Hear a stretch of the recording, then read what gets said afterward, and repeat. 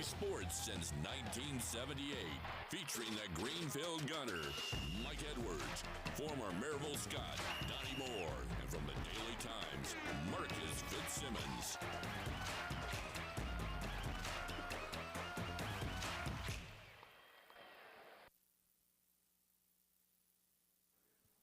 Hello, everybody, and a very Merry Christmas to you and yours. I'm Mike Edwards, the Greenfield Gunner, and I'm here at the Bluetick Tavern in downtown Maryville, along with Blount County Sports Hall of Famer Donnie Moore and longtime sports writer Marcus Fitzsimmons.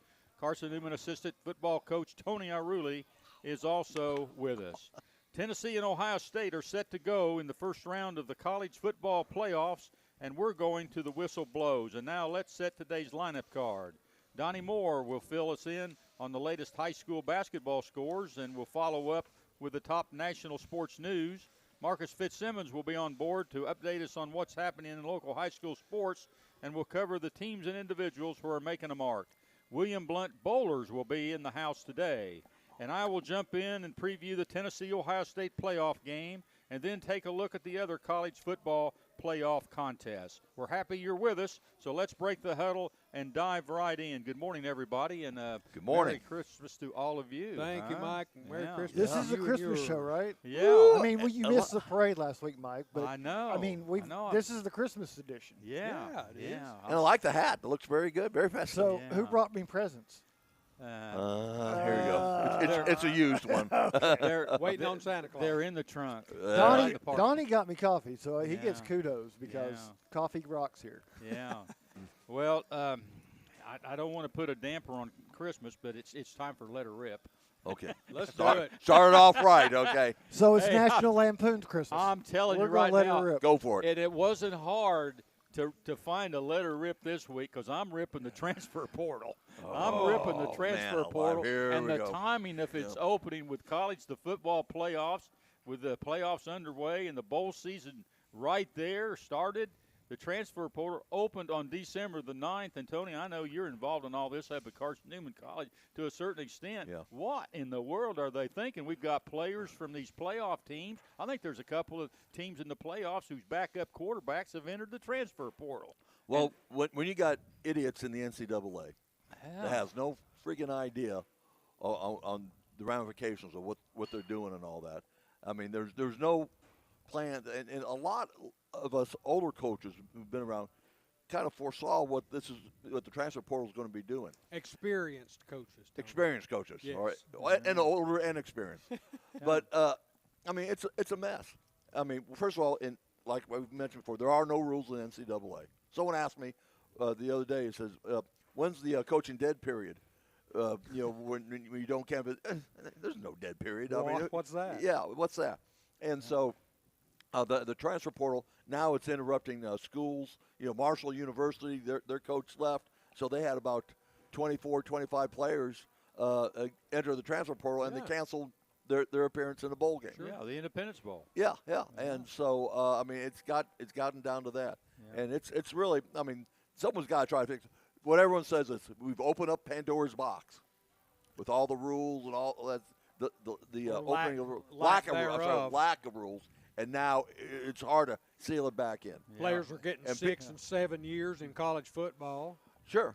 Well, the quarterback up at Vanderbilt, he pursued well. He just won his lawsuit. And he won his lawsuit. Because the reason being is he knows he's not an NFL quarterback. No, right. But he's probably making over $1 million a year being the quarterback up at Vanderbilt.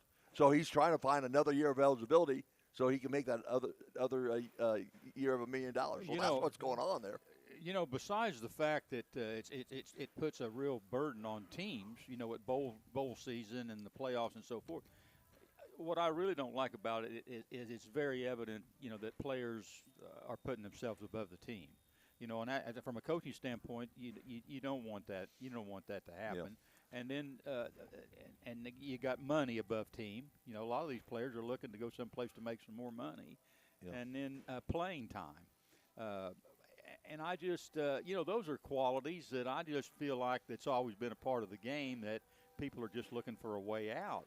Sure. But I think Tennessee's got 3 players in the portal, don't they? I think so. I believe they've got 3 players in the portal themselves. But right. I just, if Tennessee loses tonight, I guarantee you that amount's going to double or triple. Yeah, it could be. And, and here's the thing, though. From an academic perspective, which is what we usually talk about when we talk about the downside, from an academic perspective, you actually want those kids to be, if they're going to be transferring, to transfer while school is out between semesters. So from that perspective, it makes a little bit of sense. It just doesn't make sense from the perspective of you have football going on and during the playoffs at this point. So from the player's perspective, you want to get out of there. And now that it's been set up this way, you can't go back, because if you do, then you're going to force kids to stay through the spring semester who don't want to be there. And then you're going to get in a situation of, are they dropping out of school and then coming back again in the fall to another school? Or are they a cancer on your program for the next semester, trying to get guys to slack off and party? So have you just answered the question of why the date has not been moved back?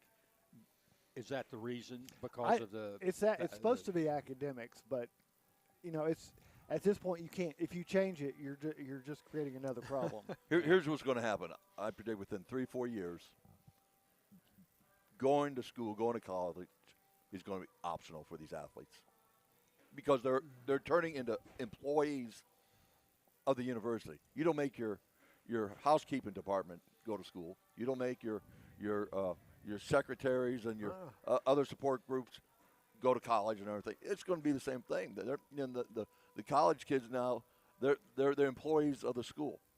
So now, if you sign a kid and he wants to go to college, I'm sure the college will take care of that. Yeah.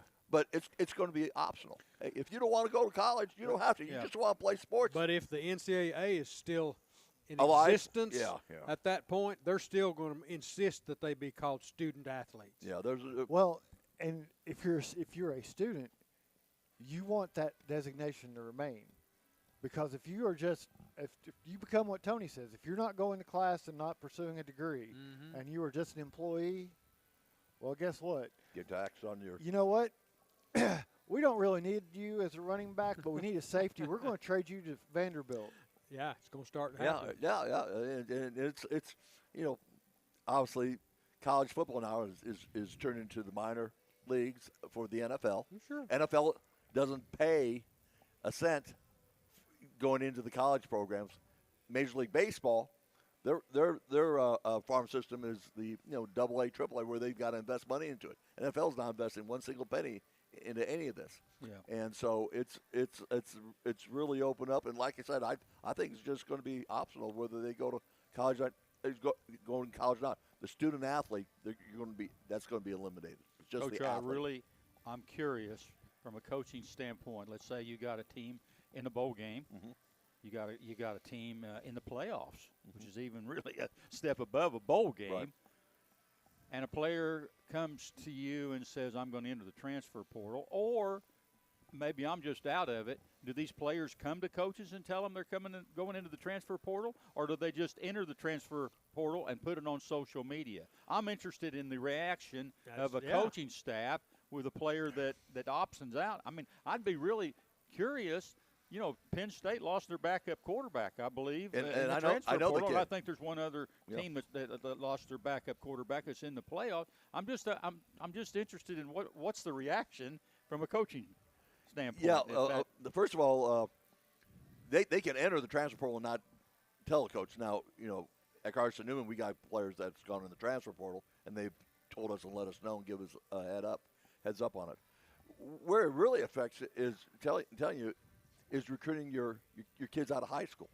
Sure. Because now what's happening, because of transfer portal, all these other guys, they're available for those limited amount of scholarships.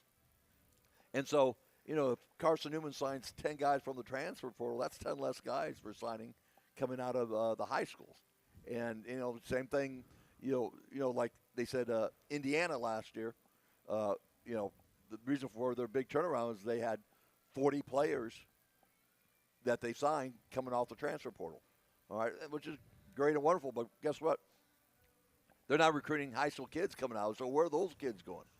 And so it's a kind of a filtering system all the way down. Where now what's going to be happening is your schools like Tennessee Tech, UT Chattanooga, those level type of schools, what's happened is if you have a great season, that kid now he's going to end up going to a Tennessee or a Georgia. So those level type of schools, they're going to be what's going to be called a feeder system into the instead of AAA ball, that's your single A ball right there, and you're just moving up. So it's a whole different thing. What does it do to the recruiting when you're out going to high schools and you have only the vaguest notion of what your needs are going to be because you don't know who you have playing and starting right now as a sophomore or junior that's going to transfer on you? What does that do to do you just have to go out and recruit the best kids you can find no matter of position? Yeah, pretty much. You just about have to do that. And it's like I said, sometimes you don't see it coming. I mean, you know some guys are going to transfer at the end of the season, and you understand that, right? And I believe that, there's players out there that have transferred 3 or 4 different times. They're 24, 25, 26-year-old still in college. I mean, I understand that, hey, if things aren't working out well for you, I believe a kid might have that one-time opportunity to go in the transfer portal and transfer, and that's it. But if you're doing it a second, third time, I think there needs to be ramifications where it's got to go back to the old day rules where you got to sit out for a year. Tony, they just want to see the country. I mean, they would transfer 3 or 4 times. They want to see the eastern part of the United States, southern part, western part. I'm with these players opting out of bowl games, you got the opt out, and you got the transfer deal in the portal. It certainly makes for unattractive bowl games. I mean, sure. I'm excluding the playoffs, but just your regular bowl games, I think it kind of hurts them. Well, take last year. What happened to Florida State? They go through the season undefeated, and all of a sudden they've got 20-some guys jumping in the transfer portal, didn't play, and they get in one of the premier bowl games. They get killed. They get killed. They get embarrassed, and they haven't recovered from it. They're not even recovered from it to this day. Well, let's move on. I'm going to talk about Tennessee and Ohio State tonight. That matchup is set to go, and everybody down here and everybody up north has looked for this matchup from the northern team and versus the southern team. And actually, you've got, I don't care what anybody says, I know Penn State played for the Big Ten championship. Yeah. Ohio State beat Penn State. In my opinion, Ohio State's the best team in the Big Ten. So I guess my question right now, and that game can be seen at 8 o'clock tonight on ABC and ESPN, and the winner gets to go to a warmer venue, which would be the Rose Bowl. That's the good news. That's the good news. And Ohio State, I think, is going in as a 7.5-point favorite. I think the big question on a lot of people's mind is Tony, is Ohio State over Michigan? Are they over that game? They've lost 4 in a row, and their fans are. I mean, some of them, a large majority of fans supposedly have unloaded their tickets to Tennessee fans. So, how's that going to affect this? I think Ohio you got State team? a dark cloud over at Ohio State, and the head coach. I mean, he's done a really good job over at Ohio State, except he can't beat Michigan, and that is what you're judged. Your success over at Ohio State. Yeah, his seat's been pretty warm. Yeah, too, I mean, for the last, I can't remember the numbers. I think he's 40 and 50-1 against teams that's not named Michigan. Yeah. All right. Against Michigan, he's like what? He's lost 4 out of 5. 1 and 4 like this. Especially in the last few years, they don't lose at home. I think, much. but you're missing the really big point.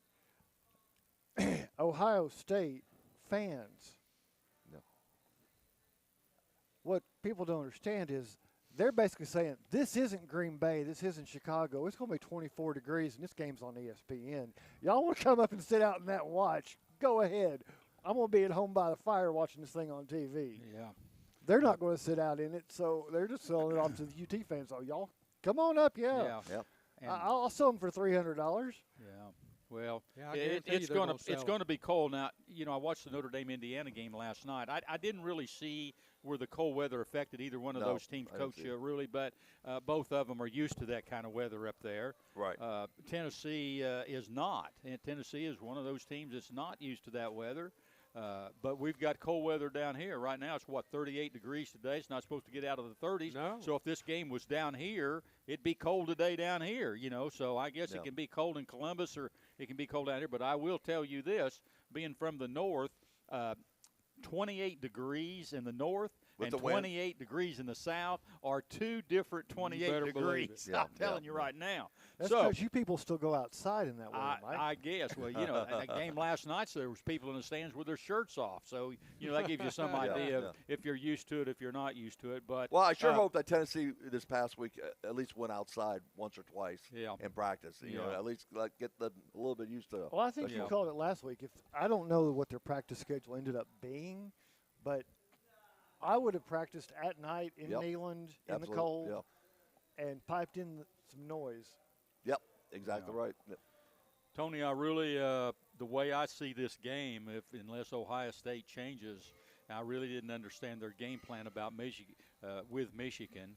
But if they run that same game plan, I'm going to be tickled to death because that was, 100 times right through the middle right there. Yep. And that shortens the clock and it shortens the game. It seems that's the advantage, gives the advantage to the other team, which would be Tennessee. But I think at Ohio State in this cold weather, they're going to test, that Tennessee front. Yep. And they've not seen a front like Tennessee. I think that's going to be I think that if you're watching the game tonight, watch that Ohio State run game against that Tennessee defense up front, and see who blinks. If they're shutting it down, then definitely the strength goes towards Tennessee on winning that game. And they've been playing great defense. They have been playing great defense. But on the other hand, this is what I couldn't understand in the game plan with the Ohio State and Michigan game, is the fact that they've got some of the greatest receivers in the country and didn't throw the ball, Marcus. Didn't throw the ball. Why do you do that? Throw the ball. Just don't line up and say, hey, look, we're going to show you who's the toughest. We're just going to run right through the middle of your line right there and try to win this football game. We're going to bully you instead of using those receivers. I just didn't understand the game. With that type of game plan against a team like Michigan who doesn't throw the ball hardly at all, why would you do that? But they did it. They did. So what do you think, Marcus? It's going to be a changed Ohio State offense tonight, or are we going to see pretty much the same old from them? Woody Hayes and three yards and a cloud of dust. That's the curiosity factor, is what Ohio State is going to do.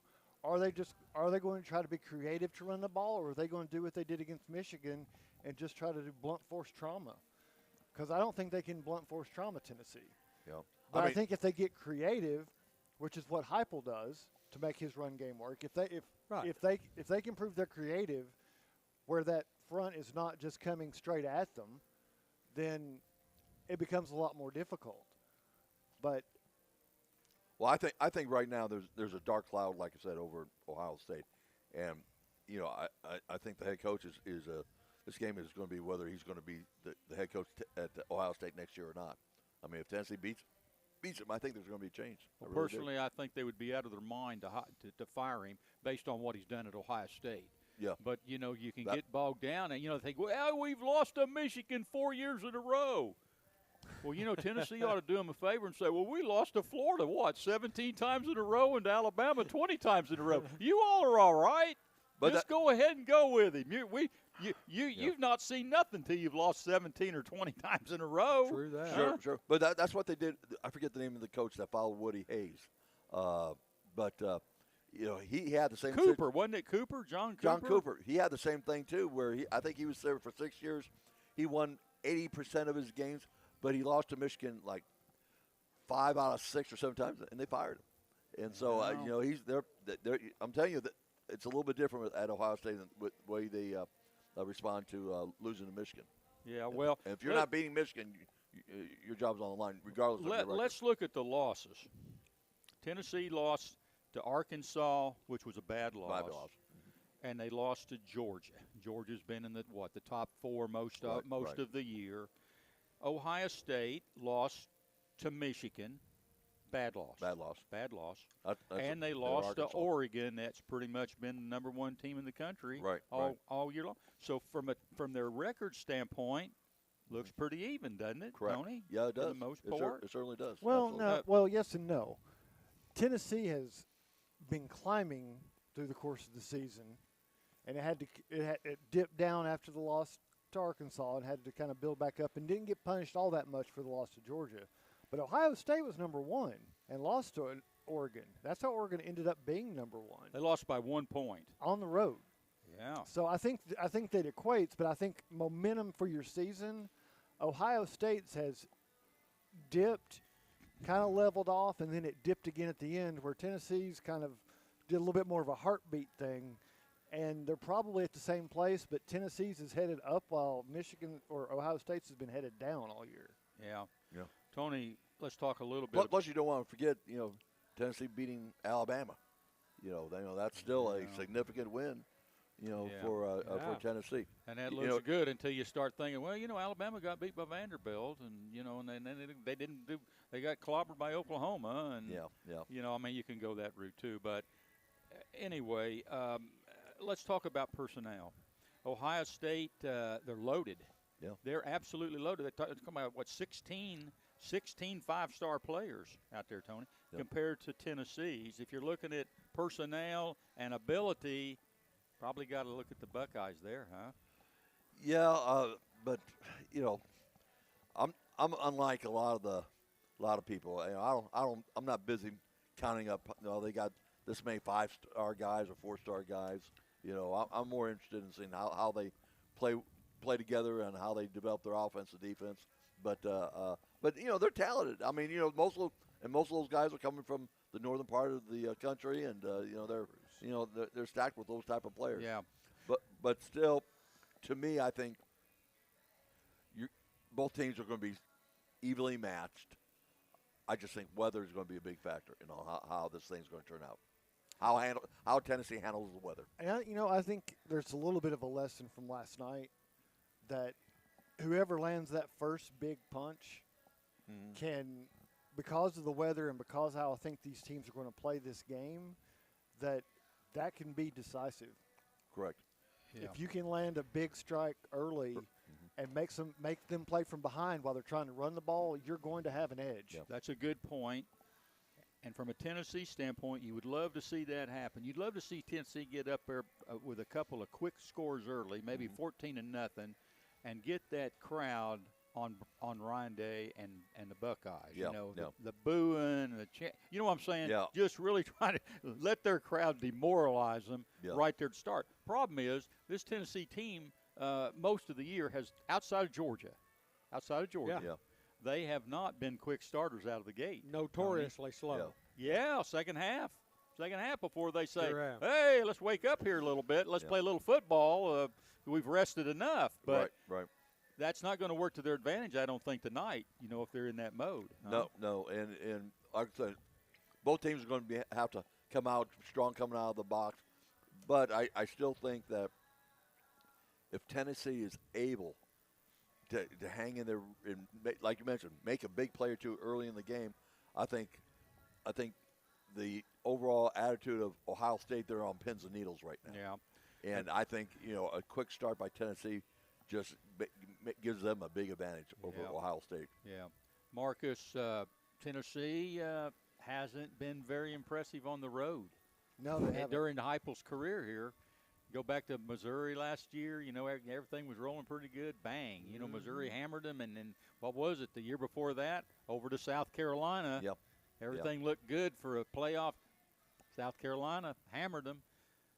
I'm a little bit concerned about that, going into tonight. You got any concerns or not? I think it's different because this isn't an SEC game. I think that's going to make a difference. Just because, Tennessee has played well in the postseason under Heupel, so I have a little bit. This is not as long a period as you would have for a regular bowl game. It's a week shorter, but I just have that feeling that Tennessee is more comfortable outside of conference play when it comes to being on the road. Because neutral site games like the NC State game, some of those type of environments, Tennessee's done real well. So I don't think that is going to be as big an impact. I could be totally wrong. They could go up there and act like they did at Florida a couple years ago and not be able to, pick up 10 false start penalties. I just don't think that's going to be the case. Yeah. Tony, Dylan Sampson, what a year he's had. probably. I really believe he should have been on that stage as a Heisman candidate. But a lot of great awards for him, Right. MVP in the Southeastern Conference, so forth and so on.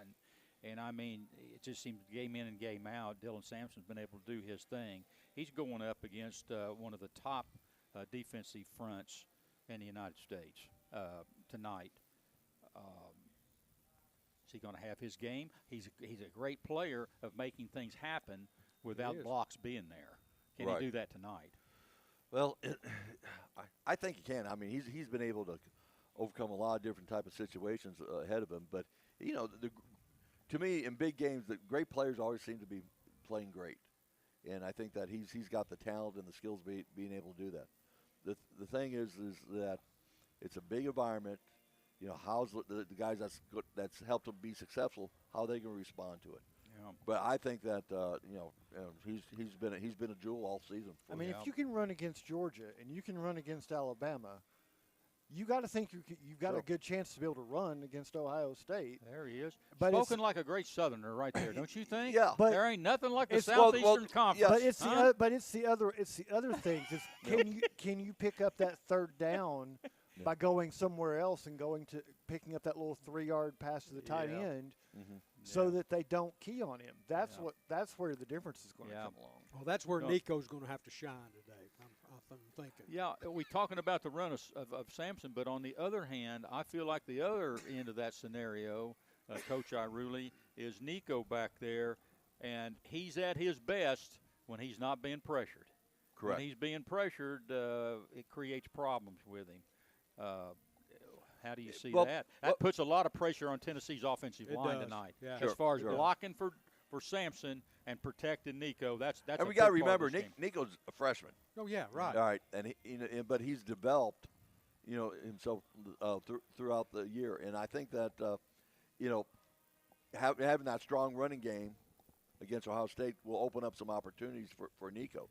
But I still think, I think Tennessee though. It's a run game environment that's going to be out there tonight. I think. And I think that, honestly, I'll say, if I was in charge, and I can say this because I'm not in charge and I'm just on the radio, but knowing what environment you are likely to go into, as far as temperature goes, and what that's going to do to your quarterback and receivers who are not used to practicing in it, and you can't replicate it down here. I'm not sure I would have not put together a package that I would use maybe the first drive or two that Nico doesn't throw the ball and you let the guy just run. Yeah. And keep Ohio State guessing and show them something they've never seen. Show them different type of formations and things like that. Do what Alabama did with Milroe when they were successful. 15 degrees up there, and he's like a popsicle stick. He'll break him right in half in that weather up there if he runs that ball like that, Mark. But that's a good thought. He's a big kid, though. I mean, he's what, 6'6", 2. Well, I guarantee you, that first series or two, every play has already been scripted. Yeah. Oh, yeah. And then they got a plan. I agree. He's going to have to show some mobility back here. Sure. I think he is this often. A couple of things here I want to bring up before we go to break. Ohio State has not had a good record this year coming off a loss. Indiana hammered Nebraska, perfect example. And the next week, Nebraska went into Ohio State and just about beat Ohio State. I think Ohio State beat them maybe by a touchdown. Yep. So they haven't been good coming off of a loss, and they weren't good coming off a loss against Oregon either. But Ohio State versus SEC teams over the history. Now these are primarily bowl games, playoff games. They are a sizzling, Tony, 1-14. Welcome to the South. 1-14. So if you're a Tennessee fan, get you an extra piece of chicken or chicken tender or whatever you got there laid out as your tailgate there in the den tonight. And think about that. Well, hey, they've only beat one SEC team. We don't want to beat. Wasn't that Tennessee? I don't know what it was. Now Tennessee. They played each other. Yeah, Tennessee won that game the last time they played. It was a Citrus Bowl. It was a close football game, but they won it. On the other hand, the Volunteers are 12-5 against Big Ten teams. Yeah. Now, granted, that's been bowl games, and that's been Iowa and throw me somebody else. Wisconsin. Michigan State. Yeah, it hadn't been the cream of the crop, but it looks good. Yeah. 12 and 5 there. So, keep that in mind as we go into the game tonight. But hey, later on the show we'll talk a little bit more about the game tonight. But I don't know about you guys, but I'm really looking forward to it. It should be good. Cold weather, football, Yep. playoffs, and we haven't mentioned the Indiana Notre Dame game last. What a great atmosphere! It was the first year of the playoffs. Could you have a better atmosphere than last night? I really enjoyed watching. I think we'll see that same atmosphere tonight. I really enjoyed watching the first about 30 minutes before the game. The atmosphere at Notre Dame.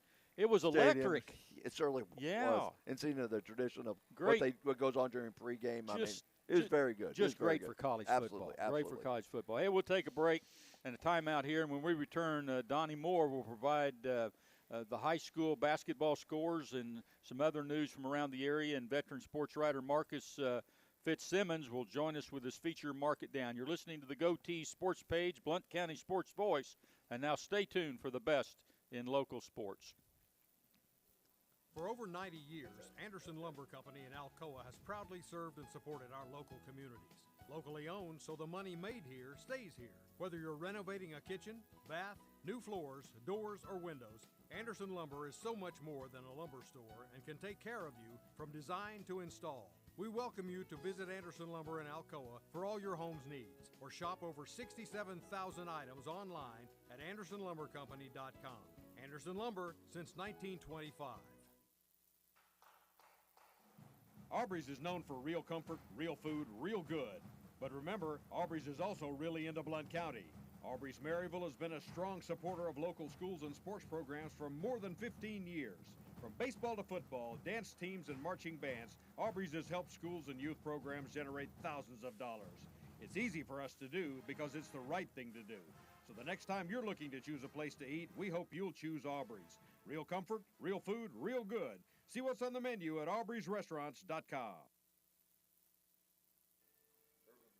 Welcome back to the GoTeez Sports Page, and it's time to bring in Donnie Moore. And Donnie, before we do, you fact-checked me, and it was not John Cooper that followed Woody Hayes. It was Earl Bruce. It was indeed. Earl Bruce, but we just missed it by one. That's right. John Cooper. John Cooper followed her, but been a while back. It sure has. 1979. Yeah, so that's been a while ago. Yeah.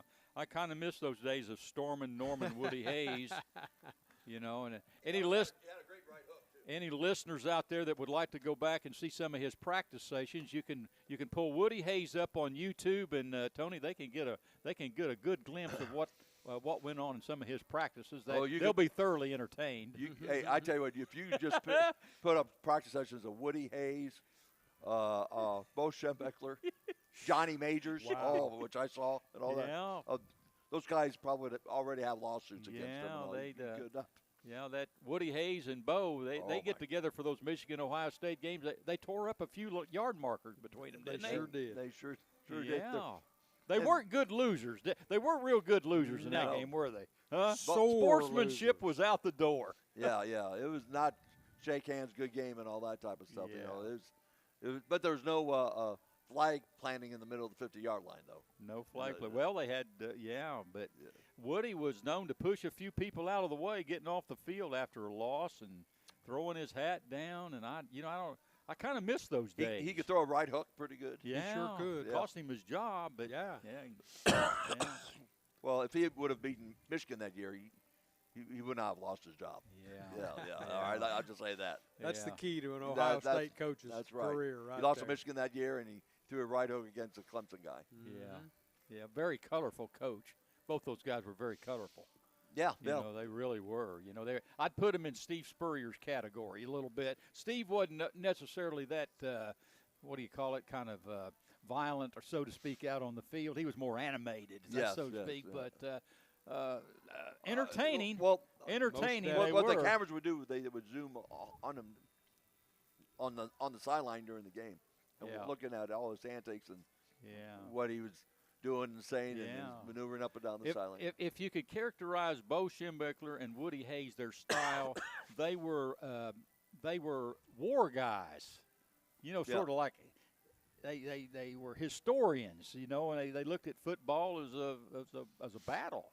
Yeah. You know, there was a lot of coaches back in the day that looked at that, life and death out there on the field. Yeah, you know? I mean, a lot of the analogies were, a lot of those guys came from the World War II era. Yeah. And, you know, you're talking about, you know, Yeah. they would always use examples of storming the beaches of Normandy, and you know, that's how we're going to come and enter Ohio State, just like the. Yeah. soldiers. I was glad we were around to see all that, aren't you? Yeah, those were golden times. They really were. Donnie Moore, we don't mean to be cutting in on you, but It's all right.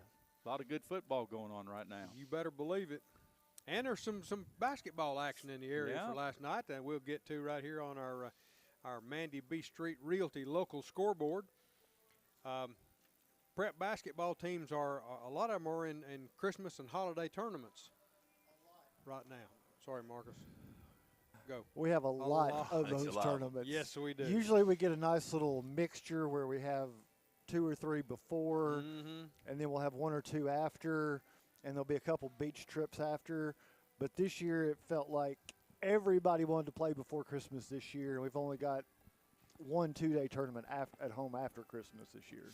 I think out of the dozen or so scores that I have for you at this time, only one of them is a regular season game. The rest of them are in holiday tournaments. That is true. Well, let's get right to it.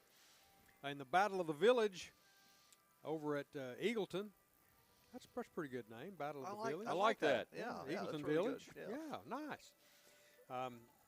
Maryville Christian School boys were down by Meigs County last night, 76-60. Lakeway Christian, in another boys' score, defeated Eagleton, the home school, 65-45.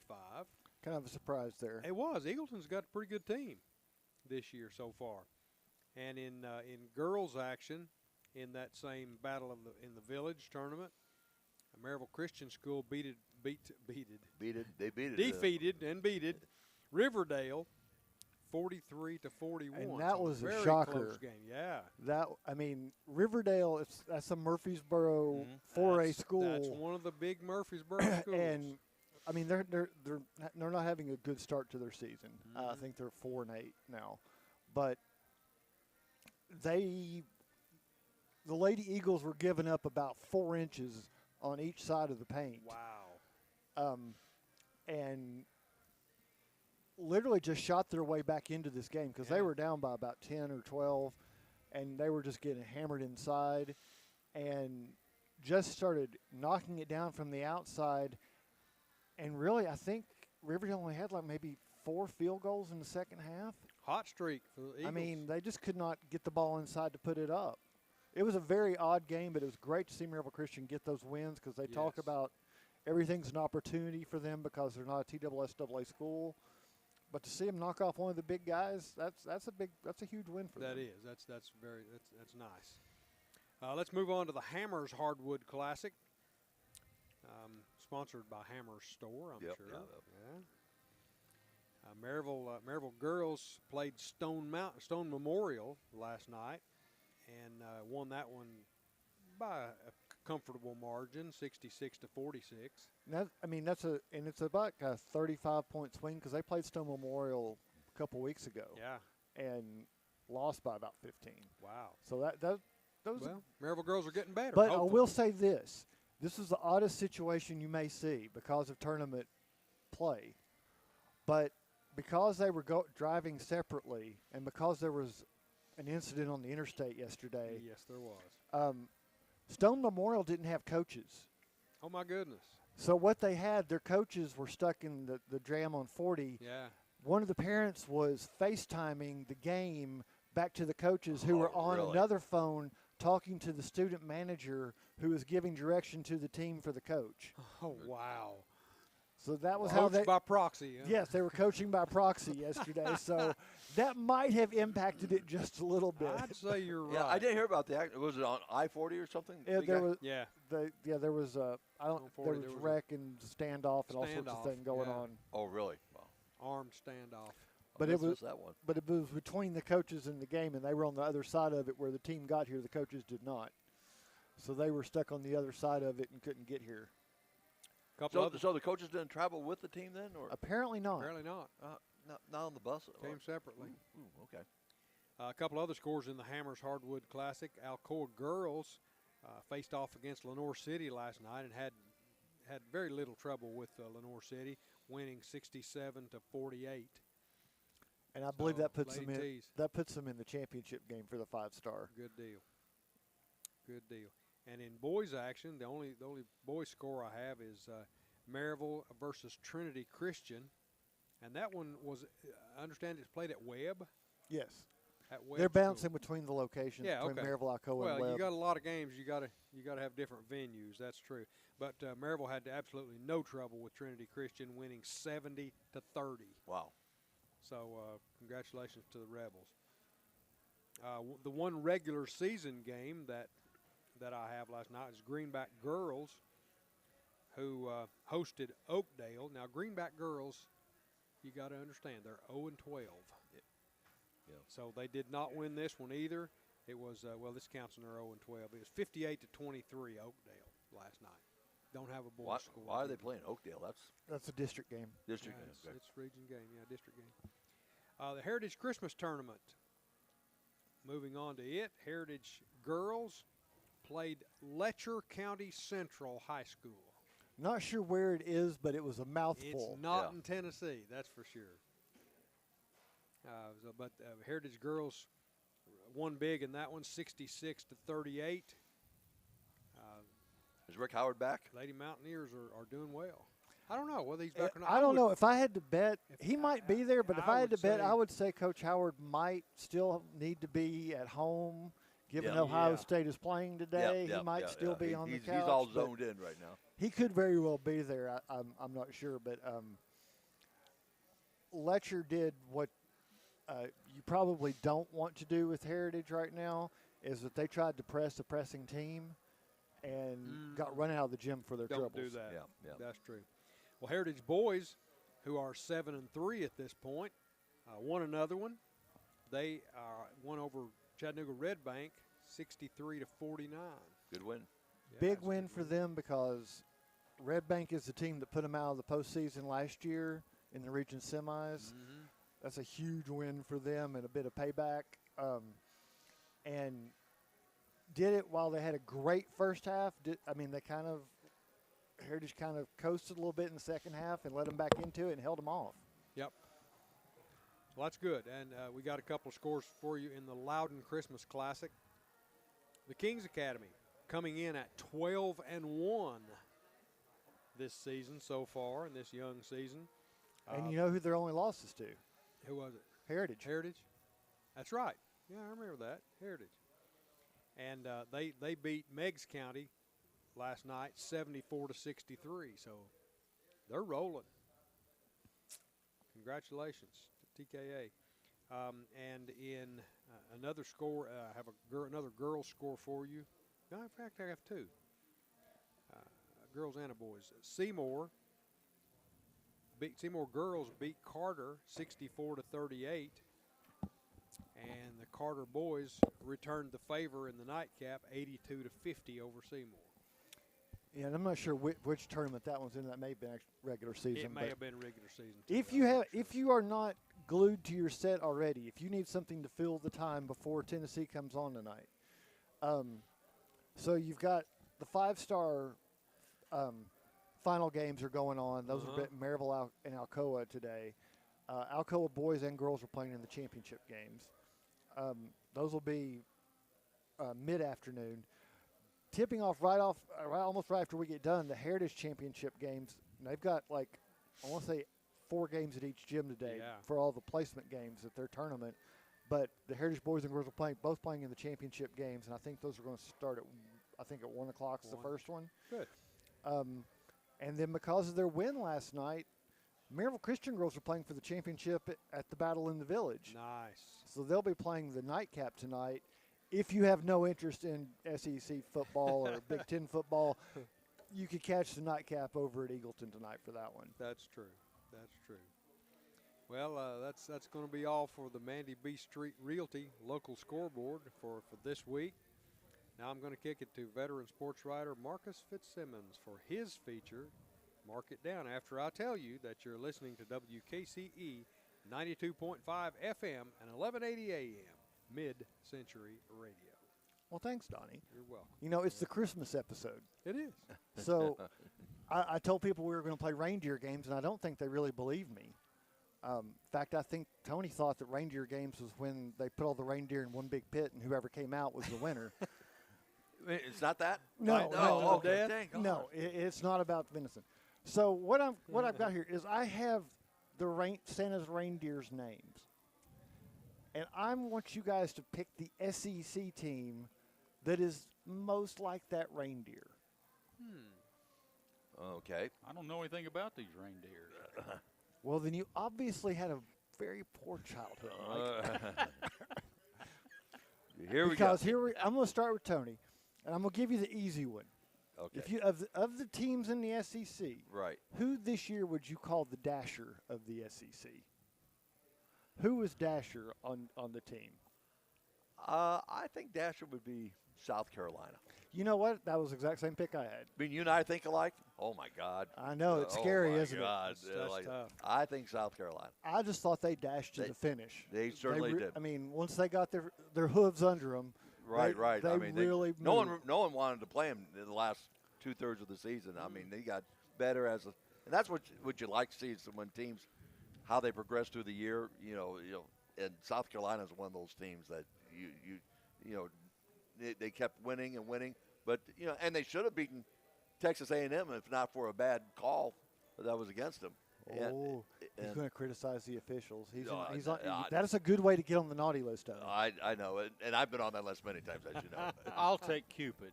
Oh, Mike's got Cupid. Okay, he wants to call it. So who's Cupid? I'll take Cupid, and it rhymes with stupid, and I'll take Ole Miss for going down to Florida and getting beat at Florida.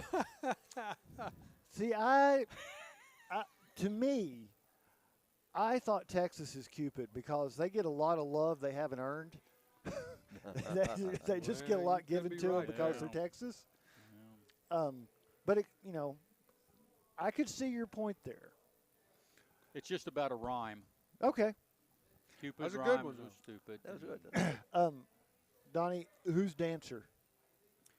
Dancer. Who is the dancer of the SEC? The dancer of the SEC. Wow. Let's call that Oklahoma because they're not a very good dancer. Okay. They missed a couple steps They along missed the some way steps. in that inaugural season. Need a few lessons. I don't think their dance card was what they were expecting. No. They need a few lessons. Can we chime in on those? Any of those? Yeah. Yeah.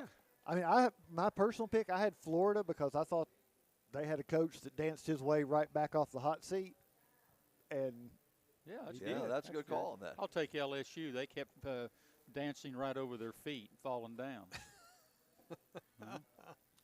this is true. Do you know how much they pay their defensive coordinator at LSU? No. $2.5 million. Is that right? And you shouldn't be on a team named Dancer. Yeah. Good grief. $2.5 million. Holy smokes. Okay. That's a lot So, of Tony, cheese. the tough one. Who is the prancer of the SEC? Are you not taking any? No. You know, Okay. Who's the prancer? Who is the one dancing around for all the attention? I would say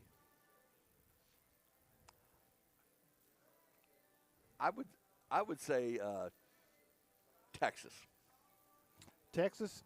Yeah. Okay. All right. They just they're in the SEC now, and they want to show that hey they're real important, and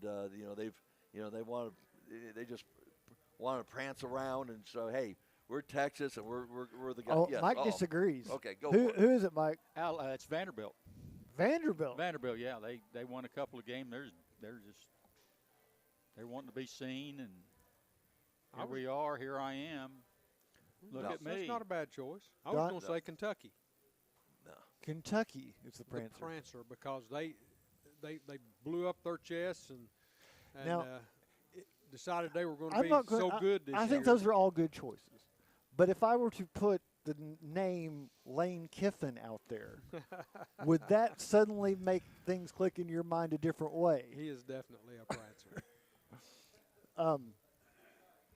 So, See. we could put this in several ways. Vixen, who is the beautiful killer of the SEC, the loved and dangerous.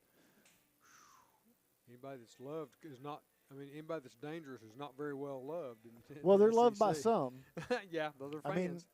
I mean, you could also say, who are the Yankees of the SEC, if you want to put it that way. Wow. Like A lot of love from a lot of places, but still dangerous. Well, that, because of their tremendous following, I'd have to say the Vols. Yeah. The Vols. Yeah. Okay. That makes Yeah, sense. I like that. Okay, they're like great. that. See, I was going to put Alabama there because of the way they were.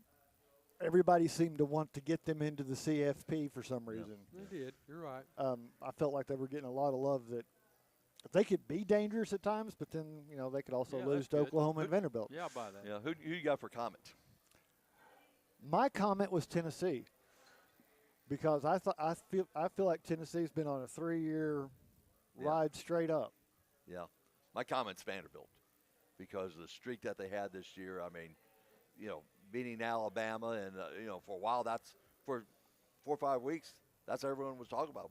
Vanderbilt this, Vanderbilt that. And, My- I mean, it was a hot streak, and then it just could fade out. My comment is the powder you put into the drain and you flush them down. That's Mississippi State. Poor That's Mississippi State. That's like the comet crashing into Earth. That's not exactly the rising star perspective on the name, but we can go with that. Donnie, do you have a comment? I can't think of one right offhand. Okay. So Let's pass me on that one. we are going to put the last two together. If you're keeping track, we've gone through 6 of the deer. And we're going to do education at the same time because we're going to put Donner and Blitzen together. And the reason they go together, I did not know this until I looked it up, is from the German, that's thunder and lightning. Yeah. I did not Donner and Blitzen. Donner and Blitzen are thunder and lightning. So who is your thunder and lightning SEC team, Tony? Who That's is your an Donner easy and one, Blitzen? Tony. Jump all over it. There's only one choice. What's the choice? Help me No, out. go ahead. Your turn. Thunder and Blitzen. To That me, works. it's Georgia.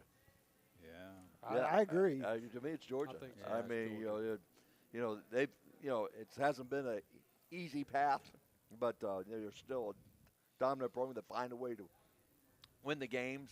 They're in position to make a strong surge through the national playoffs, so it's still there. Yeah. Is that your call? Yeah, Georgia. I'm gonna have to make a choice, and it may be a little controversial because I'm going to put the entire SEC as Donner and Blitzen because you get this if you know your history, because the SEC cannibalizes itself. Okay, really, you're going with the Donner Party reference here? Is that where we're going? Uh-huh. Okay. I can go with that because just because we're going to play the history card there, I will allow it. Tell me, I was a history teacher for 20 years. Yeah, I like So that. we just got a couple minutes. So here's the final naming. Now, wait a minute. You left out one reindeer. Well, he's the most famous one, and he didn't get to play in the reindeer games. Why Mike, not? Because he wasn't allowed. Well, He had a red nose. I've got one for him. That's true. Okay, if you want to give him, okay, I'm we'll going to give you Go one ahead, for him. Mike. Who is the Rudolph? Rudolph had a red nose, right? That's true. That's what legend says. The red nose was so bright that it made Rudolph's face red, and it's Texas because they lost to Georgia twice. Okay. They got red faces. Yes, sir. Okay, so here's your last pick. Who is going on the SEC's island of misfit toys? Who needs to be put on the island of broken toys out there? Ole Miss. Ole Miss. Tony says Ole Miss. Ole Miss. Anything that has to deal with Lane Kiffin, he's on the Isle of Misfits. Okay, Mike, you have a misfit toy that needs to be thrown out there? That really needs to be fit.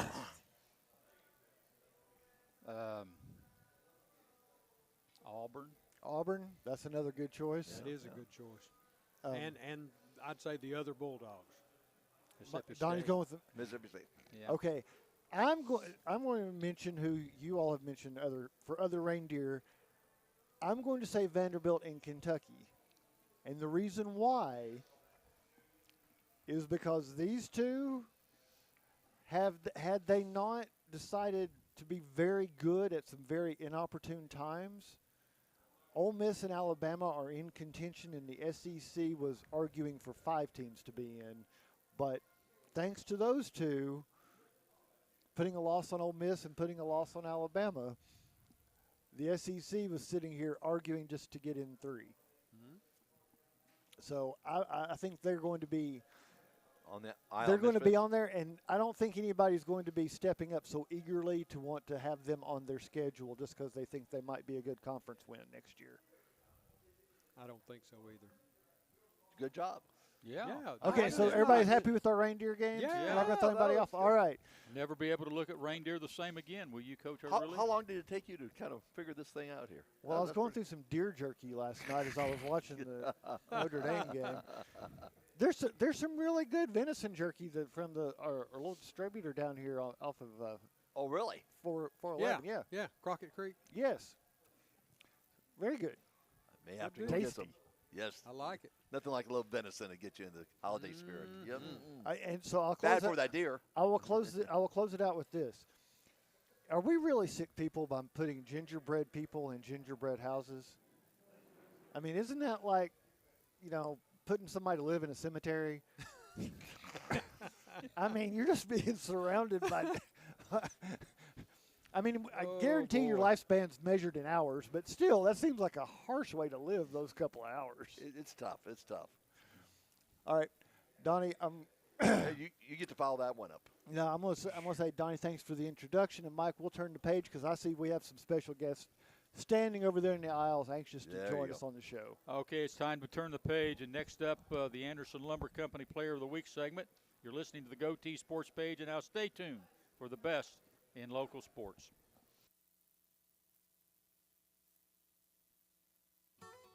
The Roger L. Newman Company began in 1984 with a vision of providing Blount County with excellent heating and cooling service.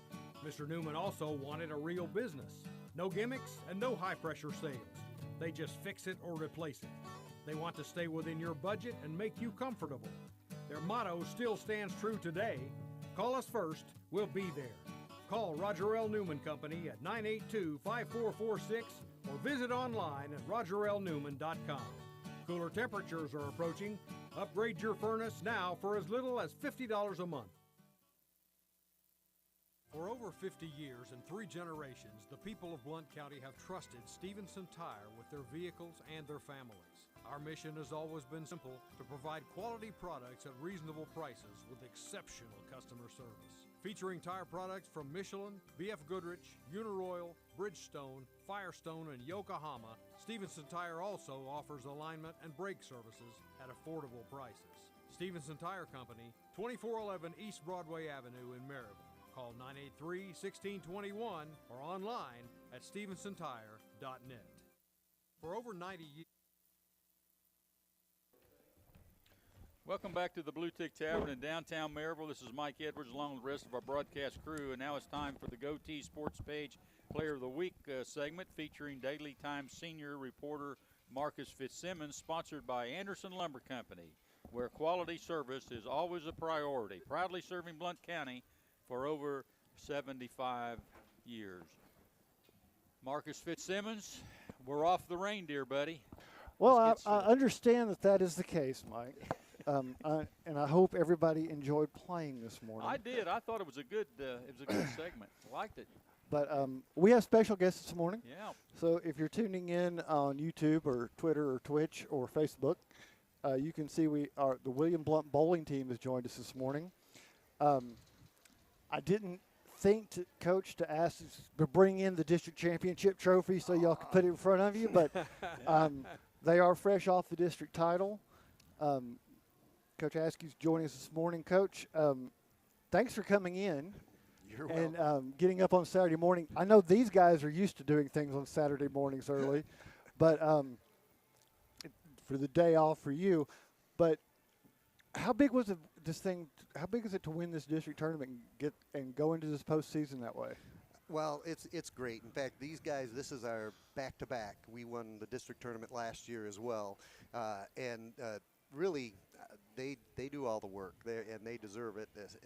I had a great the two guys that are with me here, Tanner Murphy and Jackson Joines. They actually were with me all 4 years. In fact, they're the only two that were started as a freshman and made it all the way to their senior year with me. And so it was great to see them be able to get to a district championship last year and then be able to repeat it this year. Our only true competition that worried me was Carnes, because they actually beat us in the regular season, which was kind of a little bit disappointing. But then in the very last match, we played Carnes and got a little bit of payback, which was nice. So, for people who don't know, I'm going to put this on Tanner and Jackson. You all have the weirdest schedule and season of any sport in high school in Tennessee high school athletics. For people who don't know, you have the only sport where the regular season is also coinciding with club level schedule, because the leagues are still going on Saturday and youth leagues. You also have the only season that takes 5 weeks off between parts of the postseason. Right. Because the district tournament is over, but y'all don't come back to regionals until January. Exactly. Yeah. I mean, it's kind of like the full year school schedule. You get that long Christmas break, but then you got to come back, and nobody else does this. What is a challenge does that do for you as a coach, as far as getting these guys into practice and keeping them sharp? And well, it's like, I mean, one of the biggest things I run across is the kids that want to play multiple sports, because it crosses so many different sports. I've got football that goes all the way to the end of October, and that's halfway through my season, and then basketball that starts up right toward that point. And so it's like, if they really want to play something else, it all depends on how much cooperation I can get with those other coaches, because some of them are really good about and then others are like, well, no, they've got to practice. They can't be at that at that game. And I'm like, well, this is a game. It's not a practice. But so it all depends, But it does make it a challenge to try and work through all of that, and But I do know that the bowling alley has been great. Kelly Mulholland, the owner there, she has really worked with us. She actually purchased it in his freshman year, and so I was kind of concerned a little bit about that, as like, what, we didn't even have an alley, but she has now 5 high school teams that actually use that as their home lane. So you've got to get in practices for all of those, and then she has all her league bowling in the evening, so all of that stuff has to occur. We usually, we have 1 day a week that we have official practice, and it's from 4 to 5 on Monday, and that's it, and so trying to get practice. If these guys didn't practice themselves and get on those leagues and do that, we wouldn't have the team that we do. So it's certainly not because we get together as a group and practice. And you mentioned one of the things that we've taken note of is that we do have 5 teams now, right here. Where once upon a time we had 2 that were, and we had players coming from all over different high schools playing on the teams that were around. Now we've got 5 competitive teams, 10 if you count the girls' teams. Right. Yeah. But that a large part is due to the fact that Crest Lanes is here and open and definitely doing what they do. And I kind of want to ask the guys about this. You have this high school. You have a high school team with William Blount. Is it the same lineup on Saturday mornings, or are some of your opponents in high school on your teams over there on Saturday mornings for the league play? It kind of just depends on which players you get along with, and so like for me and Jackson, we got along with another player from Maryville, Jack Taylor. He's a good kid, bowls very well, and so we got along with him. We weren't on the same team in youth league, but we would always joke around with each other during those times, or even if they were at a match and we were at a different one, but still in the same center, we would still walk down there, check on each other, and just shoot it at each other. Okay, so the trick question, because most people associate bowling with the times they go to the birthday party, maybe once a year and that sort of thing. How did you how did it stick with you? How did it go beyond just something you did one time as a little kid? How did bowling kind of become a full-time thing for you? Well, my mom is Kelly Mulholland, and she's bowled for 30-plus years, and I had never really bowled until she purchased a bowling alley. And then one day Jackson told me, he said, hey, we need some people to join the bowling team. And I was like, okay. And so at first I thought it was just kind of like something to do, something to have fun with, and then I really got into it, and from there it just kind of sparked it. So. And what about for you? I agree with everything you said. That's a great answer. Like, it's not. I picked up the sport. I mean, it was no one bowled. My dad was a all-state tennis player back in whenever he played. I don't know when he played it. Mom didn't do anything. I just picked it up, and I've been doing that ever since, and I loved it. So. And so, to clue people in, what white ball do y'all use? What do you? What's your favorite? Yeah. About 24 is what they use. I use a Proton, like a heavy oil ball, and a Storm High Road. My go-to would probably be the Obsession Tour. It's a hammer, and then probably a ripcord pearl. Okay, now this is a tough one. Can you explain the difference between what you just said and to what people who walk in there and see 10, 12, 14 on bowling balls, and that's their only reference point? Can you explain the difference? Yeah. Not only with just bowling, I also work in the pro shop. That's where all the magic truly happens. And with that, we kind of watch players, and every player, Jackson, every player on the team, any player has what's called a PAP, and that's just the axis the ball spins on. And it's all with how you release your hand, whether it's more forwards, more backwards, left, right, vice versa. And so with that, it really depends on how we're going to drill the ball up. And so, but back to the bowling ball itself, it also depends on what core is in it, whether it has an asymmetric core, symmetric core, or the solid and the pearl. That's just where it's going to read at on the lane, where it's going to start the hook. And so like the solid, it's going to read more in the middle of the lane. The pearl is going to read more at the end of the lane. And so depending on how the oil wants you to play the lane, which ball you need to use or where you need to play with which ball. And from that, if people didn't catch up on it, Now you know. because I can follow that, and it makes sense to me. It's things you've never thought about when you were 12 years old at the bowling alley. And so I guess my point to that is it's a lot more complicated sport. And I make the same comparison when we have cross country on. It's more than just going out and taking a run down the street. There's a whole science and strategy and equipment and approach to this. It is a real sport, just like football or basketball. Sure, and the big thing about it is, too, at the high school level, it's the competition where you can represent your school and beat other schools, and that's the good thing about it, right, guys? Oh, yeah. Coach, you can get the guys to help you if you want, because the stories have been in the paper. We've had some coverage of the matches, and we covered the tournament. But the most common question I get is people saying, I have no idea what that score means. I know they won, but I don't know exactly how that breaks down.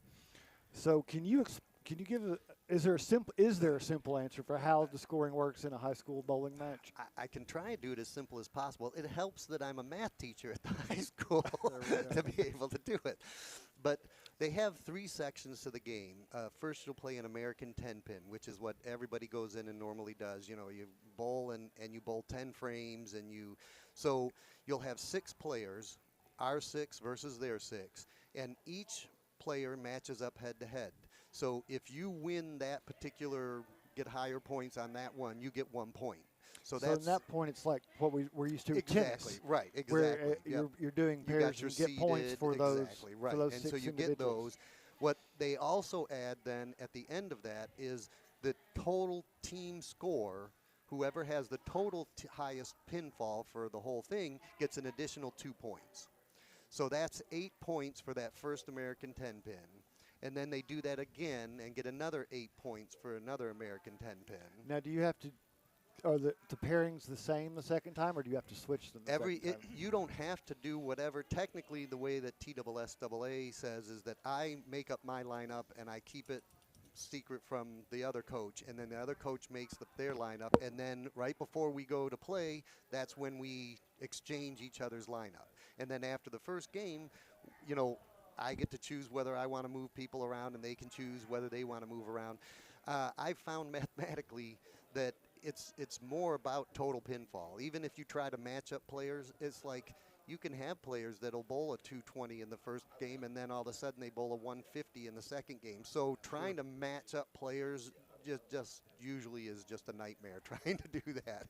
So there are some things, like if you know that a player has, somebody that is, that they've just thrown into the lineup, like us. At the beginning of the year, we had 5 good core players, but without that 6th player, you're just dealing with throwing anybody in there. And we managed to get Theo Grubb from one of my classes. I talked him into bowling with us and got Jackson to actually talk to him and convince him that he needed to do it. And so that gave us, because without that, you're automatically losing one head-to-head game, plus you lose those points. And he's like, well, I'm not going to be very good. And I'm like, if you can just bowl an 80 or a 90 for us, that's, 160, 180 points that we're just giving up, and I'm pretty sure he could do that. In fact, he started out doing that, but, he bowled a 165 at the end of the season, so that's a solid score to have in your bottom spot. So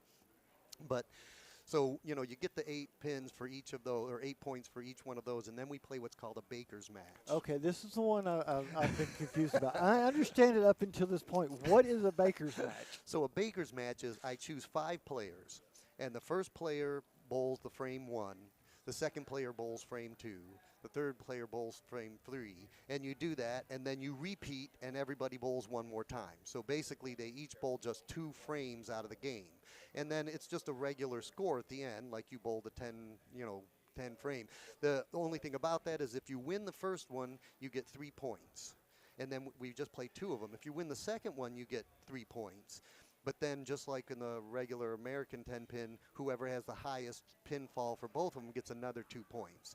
So if you win both of those, you're guaranteed 8 points. And you've got to win all 6 head-to-heads to get 8 points up in the. So it's like if you can win those 2, which kind of I'm kind of against, because I'd rather be able to put some of my players that don't get a lot of playing time, and then in the third one, if you're like, okay, I'm up by 6-7 points, I put in some of my other players in a third American 10-pin, and they get some experience, and I'm not really losing much. But if I put in some of my lower players in the Baker's matches, and I lose both of those, I lose 8 points to give them away to the other team, which is kind of detrimental. So and there's the whole. Well, I said the method to the madness here is it can be equated, because in those situations you can kind of make a guess, and much like they do with basketball, and you're up by 20, you've got a chance to put in and get some players' experience, and that translates into this as well. Right. Exactly. Definitely. Okay, so. Very difficult question, and I think I know who's going to volunteer to give this answer. When it comes to the high school bowling team, how do you decide on the bowling shirt for the team? Because, let's face it, bowling shirts are infamous. Who gets to make that call, and is it become a group decision, or is this just something coach gets to pick out, or how does this happen? Well, I give them choices. I go on the bowling website, and what I have to, and which is kind of it's kind of difficult, because I'll pick 5 or 6 different jerseys that kind of look good, but on the site they're always all long sleeved, and they've got and it's like my questions when I send out to them are just like, are we going to be wearing long sleeves? It's like, I'm like, no. I said, there's a short sleeve option. They just want you to see that. But the other thing is that none of them are in William Blount colors. They'll just be generic jerseys. And so you got to kind of have a little bit of imagination, because I keep telling them, these will be blue and orange. Now, we set him up. Did you see it? Did you feel this coming down? Which blue is it? Which blue does bowling use? Because I can see on the shirts here the guys are wearing, that looks more like the traditional William Blount blue. Am I right, Donnie? You were the AD at one point. That I looks. was. That looks. That's the color we used when I was AD. Okay, Yeah. so But originally, Exactly. it was a light blue. Right. this is true, Yeah. which is kind of what some of the teams are having now. Right. But I'm going to give bowling props because those are sweet looking and look Nice looking. and they shirt. look like the true William Blunt colors we're used to seeing. Yes, we are. Guys, how do you explain it to your classmates? Like when they ask you, or do they treat it seriously, or do you have to continually do an explanation of, hey, this is a real thing, this is a real sport? I would say the biggest thing is like a lot of classmates are just kind of like, oh, I can do it too, I can do it too, and then once they come and see the like actual, mathematics behind it and how much thinking it actually takes to process what you got to do next instead of what you're doing now. Once they truly see that, then they can understand why we excel a little bit more than just casual bowlers who show up at the birthday party or just come because it's nighttime or they're bored or whatever. Okay, and so if you had to try to put it into a term, what's the difference? What does it take to be a guy who can consistently roll 220, 250, or a higher average versus somebody who can come in and just get 100, 110? What is the degree of difficulty between those two? Is it hours of work? Is it lots of commitment? What does it take? I would say that the biggest thing is consistency in the mental game of it. Those are 100% the two biggest because you got 10 frames. And so one thing that I've learned over the years of it is instead of worrying about what you just did or whether it was a mistake or whether it was good or whatever, instead of worrying about the mistake you just made, worry about how you're going to correct it on the next one. And then with that, you also got to worry about how did you throw it, where did you throw it, and that's another big thing that will come into play is if you hit the spot you were aiming for and it still didn't strike or do what you wanted it to do, you're going to have to correct it and you're going to have to process it more. Bowling isn't necessarily, it's not fast-paced, it's not like basketball, it's not like football. You got to slow down and you got to think about it. Think about what's coming to you instead of what is just happening. So, and I guess in the competition thing, is it how much do you focus on the opponent versus how much do you just concentrate on your game? Which type of, is it both or is it one of those? I would say the biggest thing, unless your opponent is just like getting everything and they're like on pace for like a 300 or something, I would say the opponent shouldn't be your biggest worry going into a match. You should just worry about what you're going to do when you get there. Because if you're worried about them and you're thinking you might lose, you've already lost. And so if you go into it with, hey, we can win this, you can probably win it. Okay, last one. Donnie's telling me I got to go. And I appreciate you guys coming in because, like I said, y'all are usually bowling at this point on Saturday morning, so I'm glad you could make it. But, to make another equation across sports, in baseball, if somebody's throwing a perfect game, nobody talks about it. Nobody is telling them. Nobody's talking to them in the dugout. Nobody's mentioning anything about it to the pitcher. If you have somebody that is 8 strikes into rolling 300, do you all mention it? Do you all say any, or did you just ignore it? Well, with bowling, we try not to like say too much, but you can kind of feel it. Like if you're the bowler, you can sense it because you got all that, and so you know that all eyes are on you at that point. And with knowing that, it kind of gets a little bit more pressure built up on you because everybody's watching. And like we had Brian Ailey, a bowler who isn't here. He had the front 9 or front 8, and like he was just jittery, and I was like, "Don't worry about it. It's the first frame. Go up there, just throw the ball." And then he threw it, and it didn't fall right for him. And that's when the mental game came in for him. It upset him a little bit, and he didn't finish out like he should have, but it was still a good game. So you can talk if they are open to it, but if some of them you're not even going to mention where they are. Right. Okay, I can follow that rule because there are times when I've watched matches and been like, Should I even say something? Because I don't even want to mention it or ask anybody around me about it if it's like a jinx, because I don't want to be that guy, the one, oh, you messed it up because you asked about it. No, nobody wants to be that dude. So I appreciate the information. That'll help, and I can share that with reporters going forward because it's always a learning experience for us. But, guys, I appreciate you coming in. Who do you have for regionals, and when is it actually going to fall, or do you know that? I don't. I know that it will fall on January 14th. I've not heard if they've completed theirs down. We play someone from the Chattanooga area down, and that's I think that McMinn is in the top down there, but I don't know. I think you are correct. I believe I saw that in the Athenian. But I didn't see who came in second. I didn't hear about second. And since we came in first, we'll play the second place team there. And then that first place team will play our second place, which would be Carnes.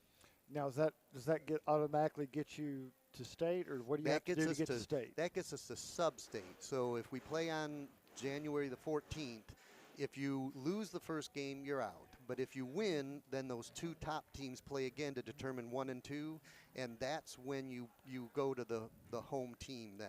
So if we come in first, the team from Region 1, which would be Sevier County and all of that up there, would come down to us. If we come in second, then we would go up to the Dobbins-Bennett or something so like that. it's the same pattern we have for the other sports as far when we get to that region champion and state sectional level.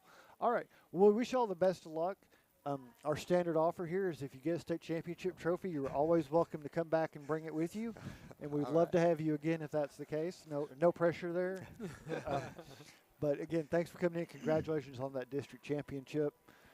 Mike, if you're ready to turn the page. Thanks, Mark. It's time for a break. And when we return, it's the Boyd Sports Spotlight as Donnie Moore will be up with the national sports headlines, and I'll follow up with some more college football. You're listening to the GoTeez Sports page, and now stay tuned for the best in local sports. Years, Anderson Lumber Company in Alcoa has proudly served and supported our local communities. Locally owned, so the money made here stays here. Whether you're renovating a kitchen, bath, new floors, doors, or windows, Anderson Lumber is so much more than a lumber store and can take care of you from design to install. We welcome you to visit Anderson Lumber in Alcoa for all your home's needs, or shop over 67,000 items online at AndersonLumberCompany.com. Anderson Lumber since 1925. Aubrey's is known for real comfort, real food, real good. But remember, Aubrey's is also really into Blount County. Aubrey's Maryville has been a strong supporter of local schools and sports programs for more than 15 years. From baseball to football, dance teams, and marching bands, Aubrey's has helped schools and youth programs generate thousands of dollars. It's easy for us to do because it's the right thing to do. So the next time you're looking to choose a place to eat, we hope you'll choose Aubrey's. Real comfort, real food, real good. See what's on the menu at aubreysrestaurants.com. Welcome back to the Bluetick Tavern in downtown Maryville. This is Mike Edwards, and it's time for the Boyd Sports Spotlight segment. Donnie Moore, we've had a lot of mix this morning in this show. Boy, we have. No kidding. I'm going to turn Go it. for it. Yeah, I'm going to turn it over to you, huh? I appreciate that. We'll just get right to it here. We got the sports headlines. Wait a minute. Let me get some of that perspiration off where you sweated over the notebook gathering the stuff. Was it a 20-minute segment on this? I don't know. No, maybe an hour. I'll get done with it quickly. Sponsored as always, our sports headlines are by Fast Signs. Yeah, goodness. I like a whoosh. Bengals quarterback Joe Burrow took an unusual tack in giving Christmas gifts this year.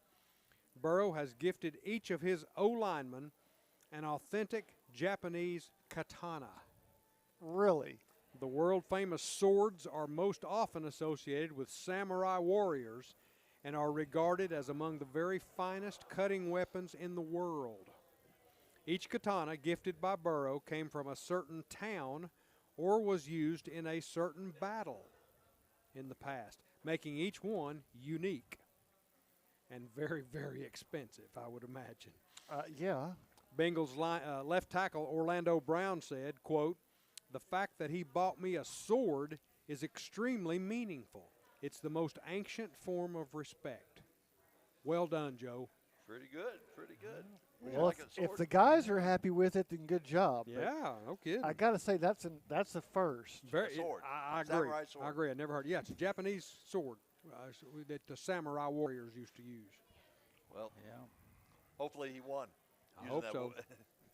It's Thursday night in the awards Chargers' 34-27 win over the Broncos, a little-known NFL rule was dusted off and utilized. The rule, known as the fair catch kick rule, says if a player makes a fair catch, his team may attempt an unchallenged kick from the spot rather than begin its next possession. If the kick goes through the goalposts, it's worth 3 points, just like a field goal. Right. With under 10 seconds remaining in the first half, the Broncos were penalized 15 yards for fair catch interference, resulting in a Chargers possession on the Denver 47. After timeouts were called to strategize, L.A. brought out Cameron Dicker for the 57-yard fair catch kick attempt, which was good.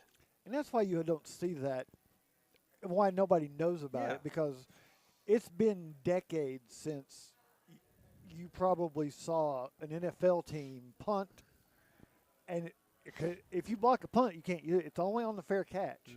So that they've had a punter in a situation where they're making a fair catch inside the other guy's 50. Yeah, that's just not a situation that happens very often in the NFL. Well, this was the first successful fair catch kick since 1976 and the longest in NFL history. L.A. head coach Jim Harbaugh quipped post-game, quote, "It's my favorite rule in football, and just been trying to get one of those like every game," end of quote. He was actually, I think, the last coach to actually use the rule. It was before he went to Michigan. But when he was first sent in the NFL, he tried it then, and they missed the kick because I think it was like a 65-yard try. Yeah. But you're right. It has to be like, within a punt and fair catch inside the 50-yard line. Yes. I mean, you're basically you've got to be inside the 50 to get it, to give your kicker a chance because you're still. But the thing is, you're not backing up either.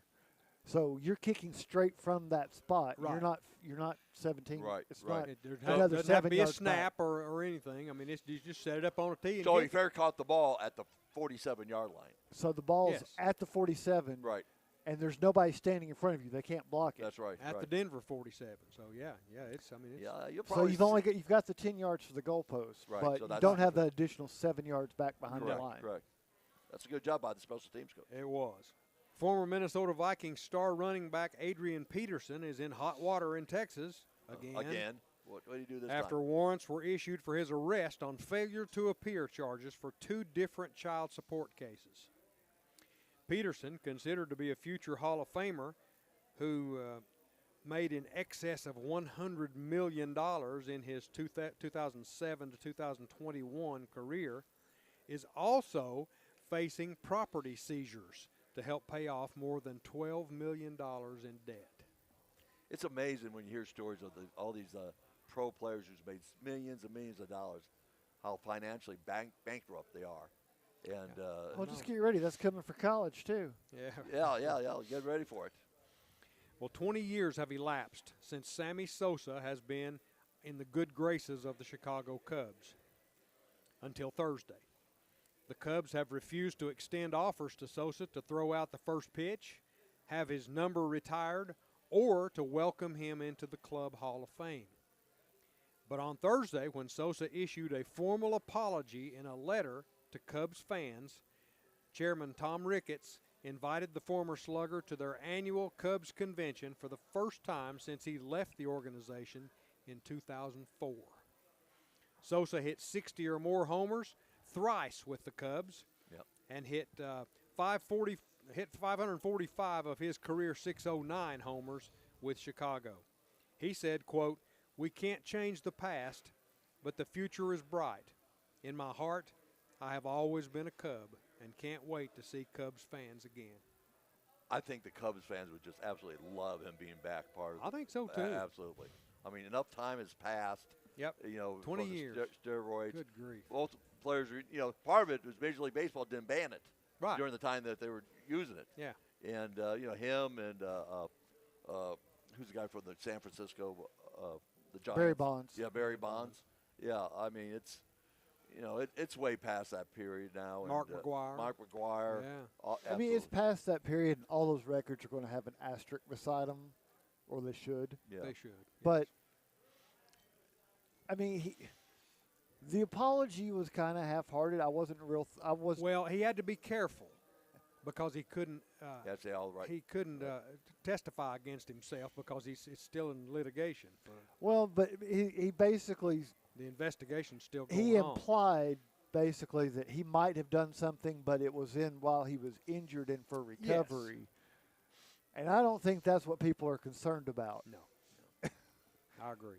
And I don't think that's what affected his performance the way it did, especially when he and McGuire went back and forth. I think that became who had the best chemicals by the end of that October. Sure it did. But if you look back at that time period, baseball was really struggling for it people was. watching. And That Sammy provided Sosa, something to talk Mark about. McGuire, home run battles back and forth. I mean, that brought people back to watching Major League Baseball. So Sure did. And I think in the East Coast, yes.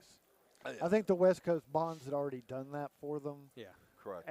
But yeah, I mean, You got mixed. it's feelings. one of those things that will always bother me. And honestly, it's not on the same level, but it's kind of like all the discussion going on about Philadelphia's running back possibly breaking Eric Dickerson's record and being on track for it. And I just want to put an asterisk beside it. I'm like, dude, you've got more games than Eric had. He did that on in a different number of games. Sure. It shouldn't be counted the same. You're right. Like Roger Maris and Babe Ruth. Yeah. 61. Great movie, by the way. We've been through this time and time again, especially in college basketball over total points scored and that type of thing. But, that's for some reason or another, nobody wants to go back. And a lot of people today don't realize that a lot of players in college basketball didn't have the three-point shot, didn't play as many games. They just look at, the total points. They scored more points than they did back then, so this is the record holder now. But, Marcus, you're exactly right. It's not apples to apples. No. Right. See, I think it should be – I think your per game average should be a higher mark than your season total. Over your career, is that what you're saying? Like if you're going to say how many yards in a season, I don't think that number should be as important as your per game average, because you had guys that were playing 14 games, 16 games, now 17 games. Yeah. I mean, it's just different. Yeah. You look at these players in college today in basketball, they say, they played 4 years, whereas back in the day they played 3 years. Yeah. But you look at the total games, they actually play in 5 years, total game-wise compared to back in the day. So that makes a lot of difference. What would Pete Maravich's scoring would be like if they had a three-point line? Yeah, he averaged. What was Mike Edwards scoring? Mike Edwards, he had a three-point arc. 48, 49 points a game, or 47, somewhere between 45 and 49 is where he ended up with three-point shot. I would think he would be approaching 60. But a bigger factor in that, he didn't play the number of games that they play today. You figure in the number of the games. Now you're talking about some real statistic changers. Correct. With the three-point shot and that. Didn't get to play as a freshman? Exactly. That's right, Richard. Exactly. Yeah, going to play Well, let's move to college football just a little bit here. I got an article here. Colorado Buffaloes head football coach Deion Sanders said in an interview this week that Buffs quarterback Shedeur Sanders would be the number one pick in the upcoming NFL draft. And when asked who would be the number one pick if the New York Giants have the choice, Coach Prime doubled down and repeated his prediction. Most draft experts and scouts agree that Colorado has two of the top prospects in the draft, Heisman winner Travis Hunter and Sanders. But he says Shedeur's going to be the number one pick. Well, that's his job as dad. Well, of course. Yeah, and as a promoter and as a college coach, wanting to be able to use that as a selling point. Can't argue with that in recruiting. That's true. On this day in sports, 1891. What is that day? 21st of December. 1891. The first basketball game was based on the rules created by James Naismith. Was played by 18 students in Springfield, Massachusetts. Mike, first game, first basketball game. Which was Were basically, you there? I came up with this game. We got nothing else to do today because Yeah. it's almost Christmas break. Here you go. Yeah, that's There you true. 1948. Penn linebacker center Chuck Bednarik is selected #1 in the 1949 NFL draft by the Philadelphia Eagles. Chuck Bednarik.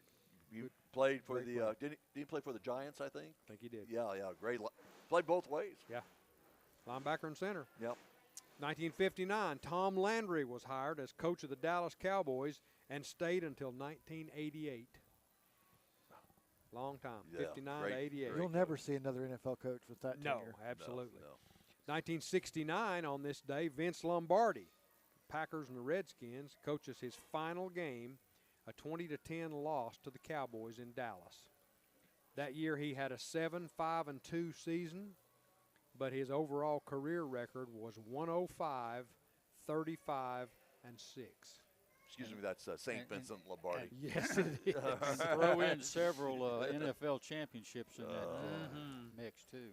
And you know, Landry and Lombardi, they're assistant coaches. Yeah. Together for the Giants, I believe. You know, Yep. so, and they both got head coaching jobs about the same time. Right. 1980, Harold Carmichael. There's a name Yeah, for you. great. Harold Carmichael ends his NFL streak of 127 consecutive game receptions. Wow. He played for the Eagles and the Cowboys from 1971 to 1984. Big, tall. I think he's like Yeah. 6'6", something like that. He was great a receiver. presence on the field. 1997, the Lions' Barry Sanders is only the third player to rush for 2,000 yards in a season. Great. I Barry still Sanders. think he's either top 1 or 2 running backs of all time. 2020, moving to last year, 2023, University of Iowa's Caitlin Clark ties Elena Deladonna as the fastest Division I women's player to reach 2,000 career points in the game versus Dartmouth. Great career. Great Yeah, career. and still having one in Yeah, the, yeah, in the yeah. WNBA. Birthdays on today in sports. 1911, Josh Gibson was born. Hall of Fame catcher. He was in the Negro World Series in 1943, 1944. He was a 12-time National League All-Star. Won the Triple Crown in 1936 and 1937. His batting average in the season of 1943 was .466. Man. 4-6. Born in Buena Vista, Georgia. Wow. Died in 1947.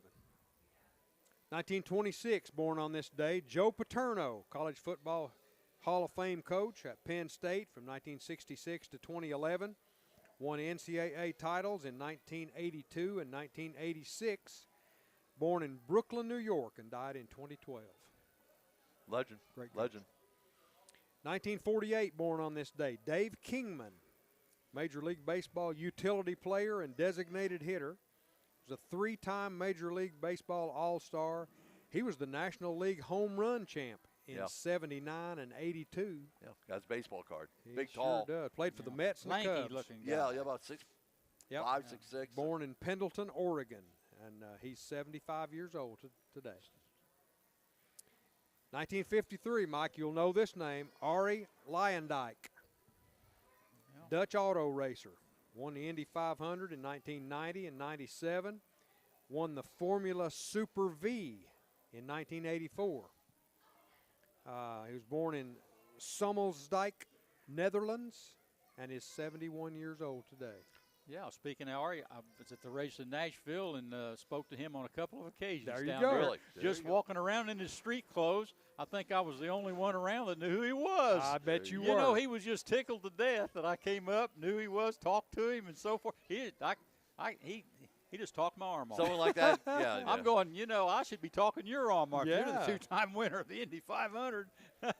Yeah, nice guy. He is. Born in 1954 on this day, Chris Evert, American tennis player, won 18 Grand Slam singles titles. born in Fort Lauderdale, Florida. She's 69 years old today. That's unbelievable. 69. She's catching up with me. Yep. Huh? Wasn't she married to John McEnroe? I didn't realize you could close the gap in that category, Mike. Well, you get my age, you talk about gaps closing. 1959, Florence Griffith Joyner. Yeah. Otherwise known as Flojo. Flojo, that's right. American sprinter. She won an Olympic gold on the 100 meters and the 200 meters and the 4x100 relay in 1988. She in those races, she set world records in the 100 meters, 10:49, and the 200 meters, 21:34 in that year. Born in Los Angeles, California, and died in 1998. Died young. Very young, yeah. 1998. Boy, she was a difference maker. She sure was. Yeah, 1974, my last one, Kari Webb. Remember that name? Australian golfer. She has 41 LPGA Tour titles. Born in Ayr, Australia. She is 49 years old today. Kari Webb. Very good. No, wait a minute. Yeah. She was born in 74. That's what it says. She'd be 50 today. If she would, wouldn't she? Yeah, she would be 50. That's true. Nothing gets by Marcus. No, he's sharp. I just That's talked to sharp. bowlers doing math. Yeah, so you- it just popped, the number that's just popped true. out There at you go. me. Yep. When she has her birthday today, so she's 50. That's right. Good job, Mark. Well, that's all for this week's sports headlines, brought to you as always by Fast Signs. I'm Donnie Moore. Back to you, Gunner. Very good. Very good. Mike Edwards and I am here with Donnie Moore and Marcus Fitzsimmons and Coach Tony Aruli, assistant football coach at Carson Newman College. And while we're on statistics right here, Notre Dame punched their ticket last night to play Georgia in the Sugar Bowl. I think that game's going to take place on New Year's Eve, I think, down in New Orleans. Yeah. But I got to look, and Notre Dame has 8 teams they've been playing football at Notre Dame since 1887, and there's 8 teams that the Irish have never beaten. 8 teams. One of them is Georgia. They're 0-3 against Georgia, but all of the losses are less than a touchdown. They've been that close a contest. The others, University of Chicago. They never beat the University of Chicago. I think it's time for a rematch. I believe Alonzo Stagg and Chicago back in, way back in the day, they were a power. If you look at the history, I think Alonzo Stagg was the coach at the University of Chicago. They've never beaten the University of Connecticut. Now, some of these are like 0-1, one and done type deals. They never beat Knox College. Knox College. You know where that's located? Illinois. Knox College. That's right. Galesburg. Galesburg. Outside of Peoria, Illinois. Yep, Galesburg, Illinois. They've never beat Marshall. They've never beat Oregon State. They've never beat Tulsa. And they've never beat Ivy League school Yale. In fact, they lost to Yale 28-0. Good grief. So those I get some rematches. Yeah, I was just interested in it because they were making a big deal there last night on TV. Well, they're going to play Georgia, and they've never beaten Georgia. And so I thought, well, that's and they're not affiliated with the conference, so they ought to match up. They ought to get Oregon State would probably jump to get it. Oh, yeah. I think University of Chicago would restart the football program knowing that they got. Want to talk a little bit about basketball real quick. The Vol basketball team, another week at ranked number 1 in the country. They're 11-0. They beat Illinois on the road 66-64 and then hammered Western Carolina 84-36. Marcus, I think they're much deserving of number 1. They're unbeaten, but there's a couple of things that people need to keep in mind. They have not beaten a ranked team. They have not beaten a ranked team. Now, Illinois was a good team and a good match on the road, but Illinois was unranked at 7-2 when they went in there to play. I think the number 1 team in the country, now this is just me talking, and I'm not saying the Vols don't deserve it because they deserve it in every way being 11-0, but I think the true number 1 right now is Auburn. They've beaten 5 teams in the top 10, and they've only lost 1 game, and that's the Duke at Duke. So I think that will even out over the course of this season. I don't penalize Tennessee because their schedule, I mean, you make it out and you look for quality opponents. You're scheduling Miami. You're scheduling Louisville. You're scheduling Illinois. who's going to think that all three of those are going to be unranked at this and point? all named basketball really. schools, and that's an excellent point. Throw in Virginia there. That's Virginia won a as national well. They've won a national championship, and Louisville, I they've mean, won you multiple just, national you just championships. assume that But of it's that just a group, down year. Some of them are going to be ranked. It's just a down year for all of those schools, but you need to kind of keep that in mind. The ACC versus the SEC in that challenge. The SEC won 14-2. Donnie Moore, without a doubt, the SEC strongest conference in the country in football, strongest conference in basketball, and the strongest conference in the country in baseball. Unbelievable league I agree. going You on know, right now. This is the thing that blew me away when I checked yesterday. The SEC, the top 10 teams in the SEC standings right now, and that's based on non-conference play, they have 7 combined losses among those 10 teams. You have 3 teams that have not lost a game in the conference. You have 7 teams that have 1 loss. Yeah. The worst team in the conference is 9-3 South Carolina, which has got 3 wins over the ACC. Good grief. This is going to be you want to talk about cannibalism. This SEC season, I'm not sure your number 1 seed's not going to have 5 losses. It's going to be a great season for fans to watch SEC basketball because almost every game that's going to be on, it's going to be a top game. And even those teams that aren't ranked on the road, not going to be an easy W. Absolutely not. Now, and the next week the Vols play Middle Tennessee State at home. That's Monday night at 7 o'clock. On the other hand, the Lady Vols, 10-0. They beat North Carolina Central 139-59 last week, set a record for 3-point shots, and they beat Memphis 90-75 on the road, and then yesterday they beat Richmond 92-67 in the West Palm Beach Classic that they're playing in. I think they play Tulsa today at 11 o'clock, but they're off right to now. a great start. But again, I'm going to go back. I think the only ranked team that they've played, Marcus, is Iowa, but they did a good job and handled them well. So they're 10-0. Maybe you know, I don't know, but the Tennessee basketball team and the Lady Vols at this point before Christmas, and this could hold out depending on how they do next week. 21-0 between them. I don't know since I've been down here that at this stage both teams have been. Even with the great years that Pat Head Summit was here, that both programs have been undefeated at this point. No, I don't remember it. I don't remember it at all. I know I'm almost 100% certain they've never gone to the January 1 with both teams being undefeated. Yep. Let's go back before we need to go to break here. We've got a few minutes. Number 9 Tennessee is at number 8 Ohio State tonight, as we talked about earlier. And Ohio State's coming in at a 7.5-point favorite, and that game's on ABC at 8 o'clock. And the winner's going to get number 1 Oregon in the Rose Bowl. Coach Iruli, I think one of the things that's going to come down in this game, I don't know that Ohio State, watching them play, they don't strike me as being a big play team. Big play. I mean, like the long touchdown pass, the long run. They're more of a grinded out, take it down there and score team. Tennessee, on the other hand, fully capable of making the big plays. On the passes, get the ball to your receivers, let them make a play on the run or the deep ball. Right. Can Tennessee do that against this Ohio State defense that statistically, this Ohio State defense, number 1 in the country? Can they do that tonight? I think Tennessee's going to get success tonight. I think they're going to win. I think statistically, Ohio State plays in the Big Ten. I think overall in the Big Ten, it's nowhere near as strong statistically as the SEC.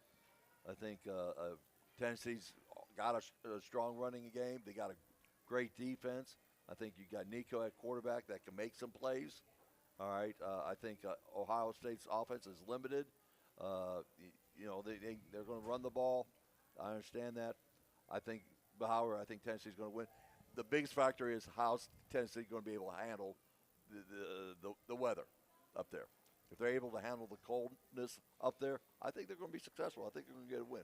Coaching edge. We've mentioned that Ohio State, not a good track record against SEC schools. Tennessee, on the other hand, Josh Heupel, not too impressive on the road. Yeah. So, all things considered, do you give the coaching edge to Josh Heupel, or do you give the coaching edge to Ryan Day? I think the edge goes to Heupel. I think I think he's innovative enough. He understands the conditions. He understands what his team can do offensively, and I think he'll make the best opportunity. I think Ryan Day. I think he's kind of set in his ways. He's going to, he's not going to change very much what he does offensively as well. It's going to be a good game, obviously, but I just think I think Tennessee, being as dynamic as they can be, can make some plays happen and get a win. Marcus I would say the Fitzsimmons same jumped. thing, but I would say that this is Heupel's chance to prove it. Correct. Because Josh has been schematically creative. Yep. Tennessee hasn't always hit that big play this season, but it's because the guys haven't executed, but they have been open. Right. They have had the opportunities there. The way it was diagram worked, they just didn't finish it off when they had the chance. If he can do that tonight, and I think that's where he has the advantage, is Ohio State is a system, and it's a good system. Correct. Don't get me wrong. It wins a lot of games, but it is – you can see they're limited by their personnel because they haven't been able to scheme to get their guys the ball. Right, their right. playmakers the ball, whereas Tennessee's ability is they've gotten the guys open, they just haven't made the play. Right. Whereas Ohio State's throwing in double coverage. Yeah, and just like that, then all of a sudden Heupel, he can go into the up-tempo type of offense if he wants. There's a lot of different things he can do offensively that can be innovative and make some big plays happening offensively. Yep.